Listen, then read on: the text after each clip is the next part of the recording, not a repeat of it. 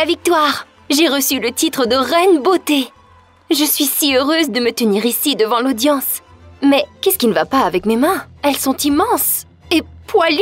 Pourquoi est-ce que les coutures de ma robe explosent? Je me suis rapidement dirigée vers les vestiaires. J'ai une pomme d'Adam et mon visage est recouvert de chaume. Il y avait un homme géant dans le miroir. Ah! À ce moment, je me suis réveillée et j'ai couru pour me regarder dans le miroir. Est-ce que c'est juste moi ou je grossis? Arrête, Grace. Ce n'était qu'un mauvais rêve. J'attendais les résultats de casting d'un concours de beauté et je devenais de plus en plus soupçonneuse. Qu'est-ce que c'est? Je me suis approchée du miroir et j'ai vu un poil noir sur mon menton. Oh, quelle abomination! Et puis, ma mère a cogné à la porte. J'ai empoigné les pinces à cils et j'ai tiré ce poil. Je ne voulais pas que personne ne voie ça. Après le petit déjeuner, je me suis pressée d'aller chez le cosmétologue. Eddie m'a fait un facial comme à l'habitude. Il m'a aussi dit que mon corps était devenu très athlétique. J'ai décidé de me vanter. Je ne fais même pas d'abdominaux. Ce n'est qu'une bonne alimentation. Et puis, je suis allée au café, où mes amis m'attendaient. En chemin, j'ai reçu un message. Les résultats du casting du concours. J'étais sur le point de l'ouvrir quand mon téléphone est mort. J'ai couru dans le café, à la recherche d'une prise électrique. Tout le monde était excité de savoir si j'avais fait la liste de finalistes. Finalement, mon téléphone s'est allumé et puis... Oui, j'avais été sélectionnée. Mon copain Mick a dit qu'il était si fier de sortir avec la fille la plus belle de l'école. Bien sûr. Plusieurs gars me courtisent souvent. Mais Lisa et Anne étaient assises là avec un air maussade. Anne a dit qu'elles avaient peur de couler le prochain test. Et qu'elles n'avaient pas le cœur à la fête. Hé, je célèbre, moi! De quel test vous parlez? Lisa était dans la lune. Anne et elle étaient si nerveuses qu'elles avaient commencé à prendre des sédatifs. Ok, j'en veux un aussi. J'étais si nerveuse avant le concours que j'ai décidé que ce serait approprié. Le matin suivant, je me suis réveillée avec le visage enflé. C'est bizarre, ce n'est pas un effet secondaire du facial. J'ai ouvert mes yeux et je suis allée dans le miroir. Et soudain... Mais qu'est-ce qui ne va pas avec moi? Les poils sur mon menton! Et pas juste un, mais au moins 50! On dirait de la chaume, tout comme Mick. J'ai empoigné les pinces à nouveau et j'ai tiré les poils un par un. Mais ils étaient si raides que je n'y arrivais pas. Est-ce que quelqu'un m'avait jeté une malédiction? Je me suis dépêchée de retourner voir mon cosmétologue. Il avait dû faire une erreur hier et mettre des hormones dans le masque. J'étais en furie. Je suis rentrée dans son bureau en faisant une crise. Eddie avait un client avec lui. Mais je m'en fichais. Il était surpris et commença à m'assurer qu'il n'avait rien fait. Le client n'a pas apprécié mon drame. Elle était frustrée et quitta immédiatement. Eddie a essayé de l'empêcher, mais elle ne s'est même pas retournée. Je ne l'avais jamais vue aussi fâchée. Il m'a fait sortir et m'a crié de ne plus jamais revenir. Je me sentais honteuse. Peut-être que je n'aurais pas dû me tourner contre lui. Je le visitais depuis des années. Mais qu'est-ce qui ne va pas avec moi? Arrête. Peut-être que c'est la pilule que Lisa et Anne m'ont donnée. Je soupçonnais depuis longtemps que mes amies étaient jalouses de moi. Après Eddie, je me suis calmée. J'ai laissé les filles tout admettre. Je suis allée au café où nous étions d'accord de nous rencontrer. Silencieusement, je me suis assise et j'ai enlevé mon capuchon. Mes amis m'ont regardé d'un air bouche bée. Je leur ai dit que cette barbe était grâce à leur sédatif magique et je leur ai demandé de ne pas me dévisager de cette manière. Les filles ont immédiatement commencé à raconter toutes sortes d'excuses, mais je ne les croyais pas. Mais qu'est-ce qui ne va pas avec ma voix? J'avais la voix très grave tout à coup. Peut-être que j'avais trop parlé. Je me suis raclé la gorge. Mais cela n'a rien changé. Je sonnais comme un homme. J'avais si honte que je suis partie en courant. Ma mère m'a rencontrée à la maison et m'a demandé ce qui s'était passé. J'avais peur qu'elle voie mon visage. Alors je me suis sauvée dans la chambre rapidement. « Maman, je ne sais pas ce qui ne va pas avec moi. » J'ai pris le rasoir de mon père pour raser ma chauve. Ma peau est redevenue douce et cela m'a calmée un peu. Je suis allée me coucher avec l'espoir que tout redeviendrait normal demain. Mick m'a réveillée le lendemain matin venu. Il frappait à la porte sans cesse. J'ai sursauté et soudain, j'ai senti que ma barbe était encore plus longue. Le poil me poussait sur tout le corps et c'était très piquant. Les pyjamas étaient devenus trop petits maintenant. J'étais figée sur place. Qu'arriverait-il si Mick me voyait ainsi? J'ai dit à Mick de partir.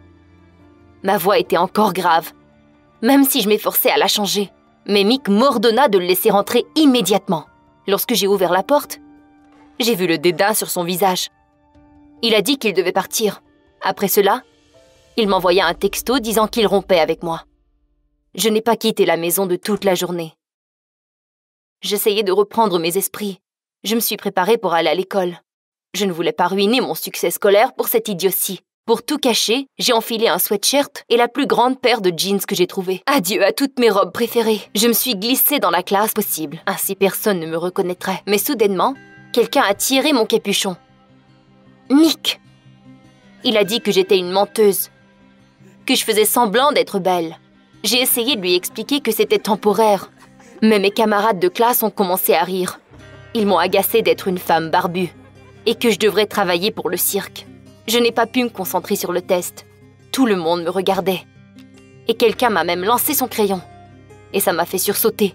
L'enseignant m'a demandé de bien vouloir m'asseoir et d'enlever mon capuchon en classe. Mais je ne veux pas que mes camarades rient de moi encore. Il y a de ça quelques jours, tout le monde m'adorait. Je n'en pouvais plus. Alors j'ai pris mes choses et je me suis sauvée de la classe. Je suis rentrée chez moi en pleurs. Je n'ai même pas essayé de me cacher de ma mère. Ma mère était calme, étonnamment, et a dit que c'était seulement un trouble hormonal. C'était normal à mon âge.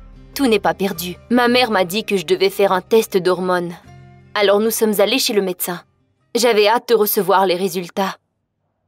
J'espère qu'ils me donneront un antidote magique qui arrêtera ce cauchemar. Le médecin est rentré et m'a dit que je me changeais en garçon. Mais comment cela se peut-il? Vous êtes fou ou quoi? Le médecin a expliqué que j'étais intersexe. Une personne qui est homme et femme en même temps. Malheureusement, ma condition venait de se développer. Et je me changerai dorénavant en homme. J'ai éclaté en sanglots. Maman a essayé de me calmer, mais je pensais vraiment que ma vie était terminée. Mes oreilles sciaient comme après une explosion. Nous sommes retournés à la maison. Je me suis embarrée dans ma chambre. Je ne pouvais pas accepter cette nouvelle. Et puis, j'ai reçu un texto. J'avais complètement oublié que le concours de beauté était aujourd'hui. Je voulais vraiment y aller. J'ai commencé à penser comment le jury et les juges réagiraient.